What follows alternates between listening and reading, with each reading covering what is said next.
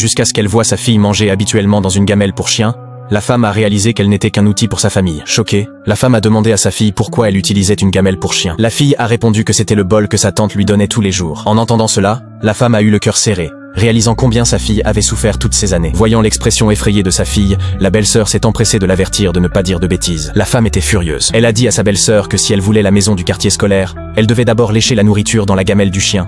Mais la belle-sœur, qui intimidait habituellement les autres membres de la famille, n'a pas supporté une telle humiliation. Elle a piqué une crise sur place, menaçant d'avorter. La femme n'était pas effrayée par ces menaces, mais cela a terrifié sa mère et son frère. Voyant la folie croissante de sa belle-sœur, la mère a instamment demandé à la femme de s'excuser auprès de sa belle-sœur. Elle lui a dit que sa belle-sœur portait le seul garçon de la famille, et qu'elle devrait lui donner la maison du quartier scolaire et s'excuser, en voyant la préférence de sa mère pour les garçons. La femme dit que le fils de sa belle-sœur est le petit-fils de sa mère. Sa fille est également la petite-fille de sa mère. Sa mère l'a réprimandée avec colère pour son manque de piété filiale. La femme s'est immédiatement mise en colère, affirmant que son frère ne gagnait pas un centime. Alors qu'elle avait tant contribué à la famille, et que sa mère la considérait toujours comme impie, elle a décidé de ne plus dépenser un centime pour la famille. Sa mère continuait à argumenter sans vergogne, disant que même si son frère ne gagnait pas d'argent, il était le seul héritier mâle de la famille depuis 9 générations, ce qui n'avait pas de prix. À ce moment-là, la femme a enfin compris. Elle pensait qu'en offrant une bonne vie à sa famille, elle gagnerait leur acceptation et leur respect. Mais l'amour de sa mère pour elle ne servait qu'à obtenir des avantages. La femme a donc décidé de vendre la maison du quartier scolaire et de reprendre la maison dans laquelle il vivait. Son frère s'est immédiatement emporté,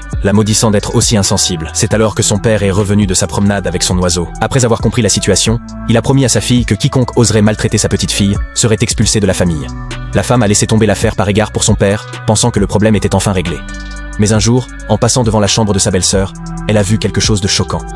Pour plaire à sa belle-fille, sa mère avait volé un sac de marque dans la chambre de la femme et l'avait donné à sa belle-fille. La femme a été témoin de cette scène. La petite fille regarda avec curiosité le bébé que sa tante venait de mettre au monde. Elle trouva que le bébé avait l'air très étrange et le dit tout haut sans réfléchir. La famille qui attendait à l'extérieur de la salle d'accouchement fut choquée et se précipita pour vérifier, pour réaliser que le bébé tant attendu n'avait aucun lien de sang avec leur famille. En fait, en attendant dehors, la femme avait expressément prévenu son frère et ses parents de ne pas trop s'emballer, car elle avait mené une enquête discrète et découvert que le bébé n'avait aucun lien de parenté avec eux, mais les parents, impatients d'avoir un petit-fils, ne l'avaient pas cru. Ils avaient même soupçonné la femme d'être jalouse de sa belle-sœur, l'accusant de vouloir délibérément détruire l'harmonie familiale. Il s'est avéré que quelques jours plus tôt, la belle-sœur qui voulait accaparer les biens familiaux, avait utilisé sa grossesse du seul héritier mâle comme prétexte pour duper son mari et ses beaux-parents, favorables aux garçons, et les pousser à emprunter de l'argent à une société de prêts usuraires. Le patron usurier, voyant qu'il voulait un gros prêt, leur dit qu'ils avaient besoin d'un garant. La belle-sœur mentionna le nom de la femme, disant qu'elle était présidente. L'attitude du patron changea immédiatement,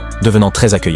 Il leur demanda combien ils voulaient emprunter. La belle-sœur leva un doigt. Le patron pensa à 1 million. Pas de problème. Mais la belle-sœur dit lentement 1 milliard. Le patron fut stupéfait, mais il se reprit rapidement et les fit patienter poliment, puis appela discrètement la femme. La femme n'intervint pas. Elle dit simplement au patron que s'il ne pouvait pas rembourser l'argent, ils devraient en assumer les conséquences eux-mêmes. Le patron revint leur expliquer les règles. S'ils ne pouvaient pas rembourser l'argent, il ne s'agirait pas simplement de recouvrement de dettes par la violence. Même la femme serait impliquée. La belle-sœur et la mère ricanèrent en secret, car c'était exactement leur plan. Elles n'avaient jamais eu l'intention de rembourser le prêt. Elles voulaient juste utiliser cela pour ruiner la femme. Alors la famille signa le contrat avec empressement. Mais ils ne savaient pas. Le patron usurier et la femme étaient de bons amis. Peu après, la femme apprit que la famille, après avoir obtenu le prêt d'1 milliard, le dépensait dans des endroits huppés et achetait des produits de luxe. Ils étaient même allés à l'étranger pour jouer dans des casinos. Maintenant, le milliard entier avait disparu. À ce moment-là, la belle-sœur, accompagnée de la famille et du patron usurier, se présenta agressivement à la porte de la femme, exigeant qu'elle rembourse l'argent immédiatement. La femme, l'air innocent, dit qu'elle n'avait jamais emprunté d'argent. La belle-sœur insista sur le fait que les dettes familiales devaient être remboursées par tous les membres de la famille. En entendant cela,